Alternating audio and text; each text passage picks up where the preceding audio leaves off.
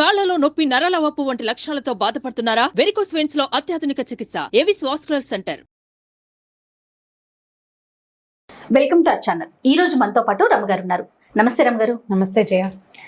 రమగారు, ఈ రోజు ఒక మంచి టాపిక్ తో మీ దగ్గరికి వచ్చానండి. మీ ముందుకు వస్తున్నాను.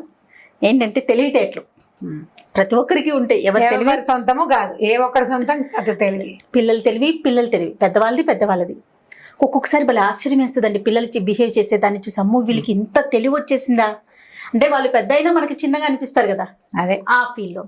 కానీ మనం తెలివిగా ఉండి మనం చేసే దాన్ని బట్టే కదా చూసి నేర్చుకుంటారు పిల్లలు.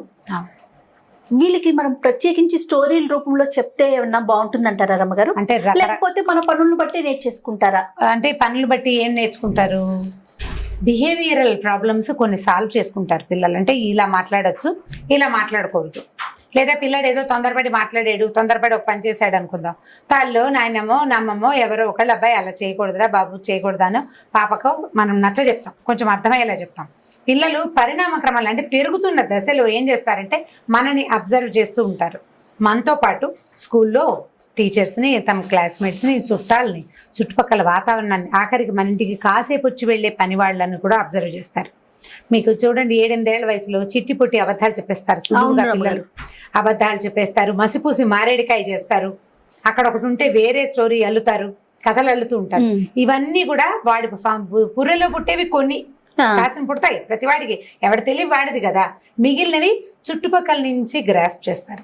ఇప్పుడు గ్రాస్పింగ్ క్రమంలో వాళ్ళకి తెలుసుకునేవి కొన్ని అయితే, మనం తెలియచేసేవి కూడా కొన్ని ఉండొచ్చు. మనం ఉదాహరణకి అక్బర్ బీర్బల్ కథలు తెలివితేటలవి, తర్వాత తెనాలి రామకృష్ణ కథలు, ఇవన్నీ కూడా ఏ పరిస్థితినైనా తమకు అనుగుణంగా వ్యక్తులు ఎలా తిప్పుకోవచ్చు అనేది నేర్పించే కథలే.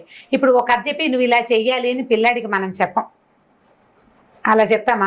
ఏం చెప్తాం జనరల్గా? ఎవరన్నా పిల్లాడికి బాగా మార్కు వస్తే వాడికి 3 మార్కులు వచ్చినాయిరా, చక్కగా నువ్వు కూడా అలా తెచ్చుకో అని చెప్తాం. అంతేగాని వాడు ఏదో దొంగతనం చేసి తప్పించుకున్నాడు, నువ్వు కూడా అలా తప్పించుకో అని చెప్తాం.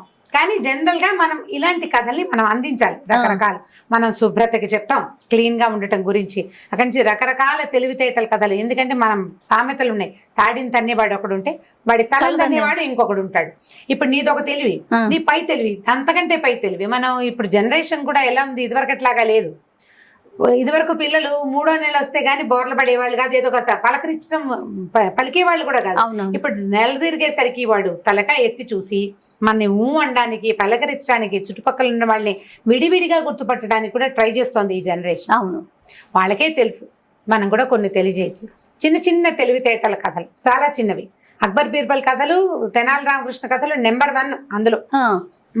మంచి కథలు. అయితే ఒక చిన్న స్టోరీ చెప్దాం చూడండి, సరదాగా ఉంటుంది. అబ్జర్వేషన్ లో భాగం అన్నమాట. మనం మామూలుగా ఇప్పుడు ఎవరింటికో వెళ్ళాం భోజనానికి తీసుకెళ్తాం పిల్లల్ని. మన పిల్లలు కంచం చుట్టూతా మెతుకులు పోస్తూ తింటున్నారు అనుకుందాం, ఇంట్లో తింటారు. పిల్లలకి నేర్పిస్తాం, నీట్ గా తినాలి, చక్కగా టైడీగా ఉండాలి, టేబుల్ మేనర్స్ బాగా మాట్లాడాలి, స్పూన్ పళ్ళకి తగిలించుకోకూడదు, ఫోర్కులు స్పూన్లు కింద పడేయకూడదు. ఇవి నేర్పిస్తాం కదా. ఇట్లా నేర్పించేటప్పుడు వాళ్ళు ఎవరైనా భోజనం చక్కగా నీట్గా చేస్తున్నారు, అంకుల్ చూడు ఎంత నీట్గా తింటున్నారు, నువ్వు కూడా ఇలా చేతికి అంటించుకోవద్దు, అవి చెప్తూ ఉంటాం, నేర్పిస్తాం కదా.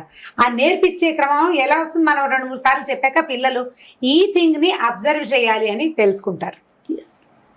ప్రతిదీ అబ్జర్వేషనే కదా. అన్ని పనులు, మనం చిన్న చిన్న పనుల దగ్గర నుంచి పెద్ద పనుల వరకు అబ్జర్వేషన్ తోటే. తర్వాత ఏం చేస్తారు వాళ్ళు? దాన్ని ఇంప్రూవైజ్ చేస్తారు. కొన్ని తెలుసుకుని దాన్ని డెవలప్ చేసుకుంటారు, ఇంప్రూవైజ్ చేస్తారు కూడా. ఈ కథ చూద్దాం చూడండి. ఒక ఊళ్ళోనట ఓ బ్రాహ్మణ ఇంట్లో పెద్ద భోజన పంక్తి జరుగుతుంది. వాళ్ళ ఇంట్లో ఏదో పూజ అయింది. పూజ అయితే ఏం చేశారంటే, ఆయన ఏంటంటే ఆ గుళ్ళో అర్చకుడు, ఆ ఊళ్ళో ఉన్న దేవాలయంలో అర్చక స్వామి. అయితే ఆయన ఏం చేశారు, ఆ ఊళ్ళో ఉన్న బ్రాహ్మణ్యం అందరినీ భోజనానికి పిలిచారట. భోజనానికి పిలిస్తే వంతుల భారీగా పెట్టారు. ఇది ఎండాకాలం భోజనం. మామూలుగా మనం ఎండాకాలం భోజనాల్లో ఏం చేస్తాము?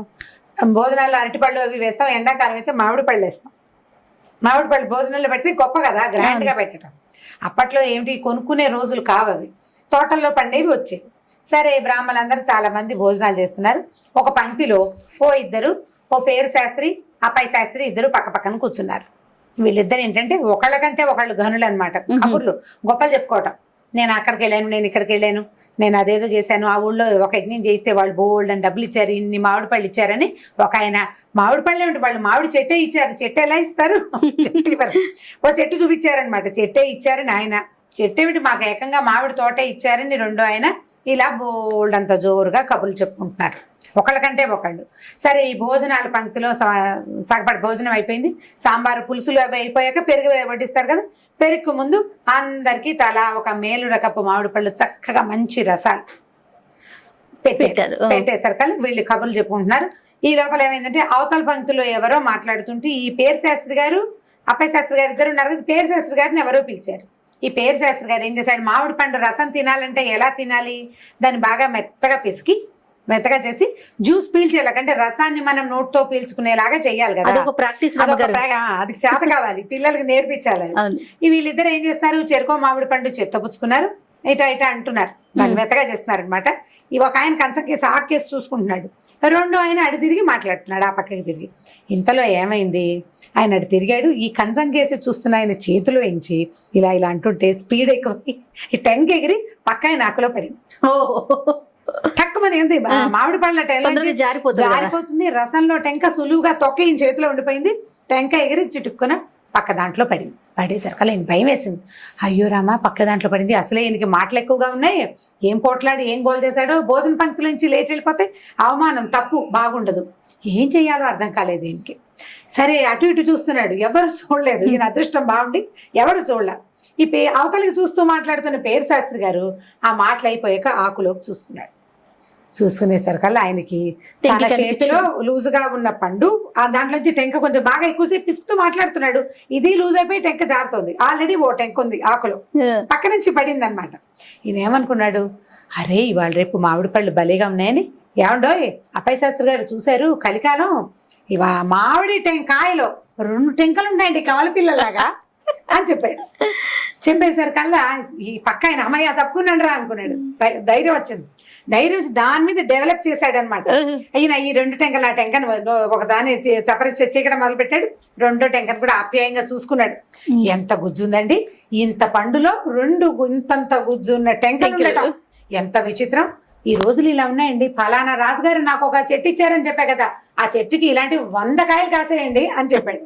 చెప్పగానే పక్క ఆయన వెంటనే ఇంప్రూవైజ్ చేశాడన్నమాట. అదేనండి విచిత్రం ఏమిటోను, మీకు 2 టెంకలున్న మామిడి పండు వచ్చిందా, నాకు వచ్చిన మామిడి పండులో టెంకే లేదు, టెంక లేని మామిడి పండు. అసలు ఈ టెంక లేకుండా చెట్లు ఎలా ఉంటాయో మీకు తెలుసా అండి, నాకు ఇచ్చారు చూడండి మామిడి తోట, ఆ తోటలో ఇలాంటి చెట్లే ఉన్నాయి, అస్సలు టెంకలు లేని మామిడి పళ్ళు తెగ్గాస్తున్నాయండి నాకు ఇచ్చిన తోటలో శాస్త్రి గారు, మీరు చూడాల్సిందేనన్నాడు. సరే మీరిద్దరు ప్రామిస్ చేసుకున్నారు, మీ చెట్టు నాకు చూపించండి, మీ తోటను నాకు చూపించండి అని. భోజనాలు అయిపోయినాయి, ఎవరిళ్ళకి వాళ్ళు కామ్గా వెళ్ళిపోయారు. ఇది అబ్జర్వ్ చేస్తున్నటువంటి ఆ శాస్త్రులు గారు ఎవరి అయితే ఈ భోజనాలు పెడుతున్నారో వాళ్ళు రాసుకున్నారనమాట, అతనికంటే గనుడు ఆచంటి మల్లన్న, ఒకడికంటే ఒకడు గనుడు. ఒకడేమో తన ఇది ఎక్కడి నుంచి వచ్చింది అనే ఆలోచన లేకుండా తన దగ్గరికి వచ్చిందని అద్భుతంగా చెప్పేవాడు ఒకడు. తను చేసిన పొరపాటుని అవతల వాడి తెలివి తక్కువ తనతోటి కవర్ చేసుకునేవాడు రెండో వాడు. తెలివితేటలు బాగున్నాయి కదా, ఒకళ్ళని మించి ఒకళ్ళు. ఇప్పుడు ఏంటంటే మనం ఏదైనా ఒక సందర్భంలో ఇరుక్కుంటే ఆటే అబద్ధాలు ఆడకుండా తేలిగ్గా తప్పుకునే విధానం ఏదైనా ఉంటే దాన్ని పట్టుకుని బయటకు వచ్చేయాలి. అబద్ధాలు ఆడేసి గొడవ చేసేసి కాకుండా అవతల వాళ్ళు ఏదో పొరపాటు ఇదని అనుకున్నారనుకో, వాళ్ళని అలాగే ఉంటే సరిపోతుంది కదా, అలాగే అనుకోనిస్తే ఒక దెబ్బకి సరిపోతుంది. తెలివిగా ఈయన చక్కగా తప్పించేస్తున్నాడు. లేకపోతే ఒకళ్ళ ఎంగిలి విస్తర్లోంచి రెండో వాళ్ళ విస్తట్లోకి ఏదైనా పడితే ఎంత అవమానకరమైన సంఘటన అది. అది పంక్తి భోజనాల్లో చాలా అవమానంగా ఉంటుంది. వీళ్ళు ఏదైనా మాట్లాడితే గోలైపోయి ఆ భోజన వరుస అంతా పాడైపోతుంది, పరువు పోయేది. అది అవ్వకుండా ఇంత సింపుల్ గా చేసేసారు. ఈ తెలివితేటల కథలు చాలా చెప్తామా మనం, వివేకం అమ్మబడును అలాంటి కథలు చాలా విన్నాం. అలాంటి వాటిలోనే ఈ చిట్టి కథ బాగుందండి, పిల్లలకి చాలా ఫన్నీగా ఉంటుంది, ప్లస్ ఆలోచించే విధంగా కూడా ఉంది కదా, ఆలోచింప చేస్తుంది కథ. అదే ఇప్పుడు నేను బ్రాహ్మణ పేరు చెప్పానని మీరు అన్నేదా భావించద్దు. ఈ కథ రాసిన వారు ఏం రాశారో నేను అదే చెప్పాను. తప్పకుండా బ్రాహ్మణ దినాల మామిడి పండు అని మీరు అడిగితే నా దగ్గర సమాధానం లేదు. నేను అది చదివాను, చదివిన కథ యథాతథంగానే చెప్తున్నాను. చాలా clear గా చెప్తున్నారు. దీనికి కావాలంటే మీకు తోచిన పేరు మీరు పెట్టుకోండి. ఈ కథలే పిల్లలు వినరు, సాధారణంగా తల్లులు వింటారు. అంతే కదా. ఇప్పుడు మేము ఇప్పుడు నేనున్నాను, మీరు చెప్పిన కథే చెప్పను, క్యారెక్టర్స్ నా ఇష్టం వచ్చిన పేర్లు నేను పెట్టుకుంటా. మీకు తోచినట్టుగా మీకు ఇంకొక విషయం తెలుసా రమ్మగారు, క్యారెక్టర్ పేర్లు కూడా మా పాప నాకు చెప్పేస్తుంది, పాపకి ఈ పేరు పెట్టు, బాబుకి ఈ పేరు పెట్టు అంటే అందులో ఉన్న క్యారెక్టర్లు వాళ్ళ ఇష్టం. ఇట్లాగే పిల్లలందరూ కూడా అంతేనండి, చెప్పే విధానం మనం మార్చుకోవాలి. అంటే ఇప్పుడు తల్లులు కూడా అలాగే అనుకుని రమ్మగారు బ్రాహ్మణ పేర్లు చెప్తున్నారు అదే అంటున్నాను, దానికే చెప్తున్నాను. రైటర్ రాసిన దాని ప్రకారం ఒక కథకుడు రాసేది కథ బాగుంది కదా, సరదాగా తెలివిగా ఉంది, పిల్లలకి చెప్పడానికి కథని కథలాగా మాత్రమే చూడండి చాలు. అదే right. Thank you so much రమ్మగారు. ఇంకొక స్టోరీతో మళ్ళీ కలుద్దాం. తప్పండి. సుమన్ టీవీలో మీ పర్సనల్ అండ్ బిజినెస్ ప్రమోషన్స్ కోసం కింది నెంబర్కి కాంటాక్ట్ చేయండి.